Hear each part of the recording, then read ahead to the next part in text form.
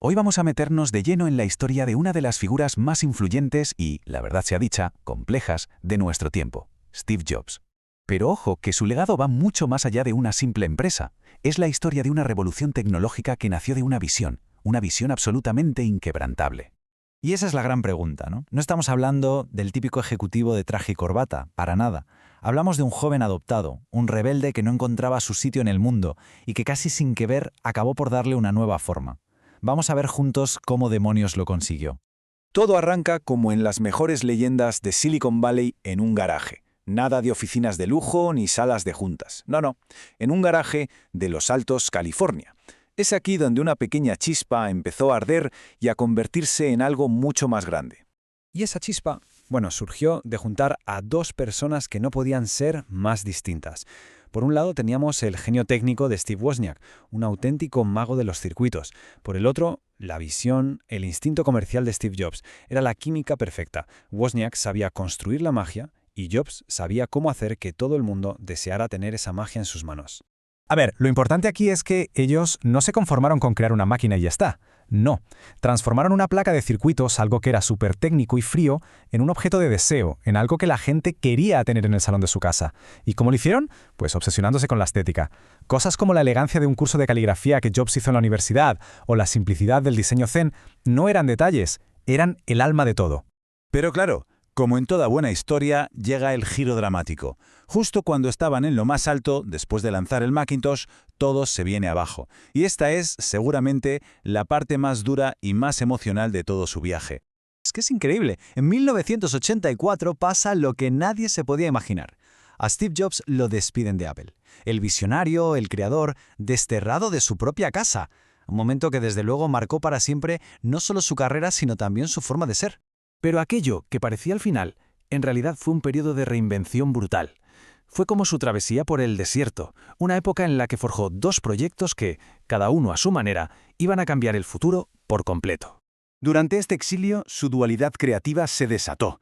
Fundó Next, su intento de crear el ordenador perfecto. A nivel comercial fue un fracaso, las cosas como son, pero técnicamente era una maravilla. De hecho, ahí nació la World Wide Web, casi nada. Y a la vez invirtió en un pequeño estudio de animación llamado Pixar, que acabó, revolucionando la historia del cine para siempre. Entonces, ¿qué sacó en claro de toda esta etapa? Pues probablemente la lección más importante de su vida. Jobs aprendió, y a base de golpes, que el talento en bruto, la visión y la pasión no bastan. Hacía falta disciplina, hacía falta estructura y, sobre todo, aprender a liderar de verdad. Y ahora saltamos a 1997, el momento de la vuelta. Apple se hundía, había perdido el norte por completo. Y él regresaba, no como un conquistador, sino como la última esperanza, la última bala que le quedaba a una compañía que se moría. Fijaos qué curioso, su primer movimiento al volver no fue lanzar un producto, fue lanzar una idea, una declaración de principios. La campaña Think Different no era solo un anuncio, era su forma de devolverle el alma a Apple, de recordarle al mundo y a sus propios trabajadores qué significaba ser de Apple. Y es que tenemos que entender esto muy bien. No volvía una empresa con problemas, no. Volvía una compañía que estaba literalmente a semanas de la bancarrota. Cada decisión, cada apuesta que hacía, era a vida o muerte, no había margen de error. Y entonces empezó la que para muchos es la mayor racha de innovación de la historia empresarial moderna. Primero, el iMac, que demostró que un diseño espectacular podía salvar a una compañía. Después, el iPod, que no es que salvara la industria musical, es que la reinventó. Y por último, el iPhone, el cacharro que lo cambió absolutamente todo. Es que el impacto de este dispositivo es casi imposible de medir.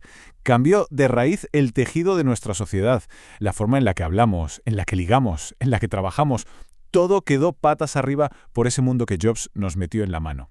Pero para entender de verdad su legado, no basta con mirar los productos. Hay que mirar al hombre que había detrás de ese famoso jersey negro de cuello alto. Hay que entender su filosofía final.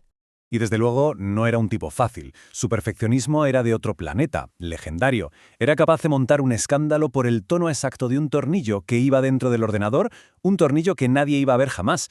Pero esa genialidad convivía con una vida personal muy complicada, marcada por esa relación tan difícil y cambiante que tuvo con su hija Lisa. Era al final un hombre de contradicciones profundas y muchas veces dolorosas. Y así llegamos a su consejo más famoso, el de aquel discurso mítico en Stanford: sigan hambrientos, sigan alocados. Que no es solo una frase pegadiza, es el resumen perfecto de toda su vida. Es una invitación a no conformarse nunca, a mantener siempre la curiosidad de un novato y a tener las narices de seguir un camino que nadie más es capaz de ver. Una reflexión final sobre la vida, sobre la muerte y sobre lo importante que es dejar tu propia marca en el universo.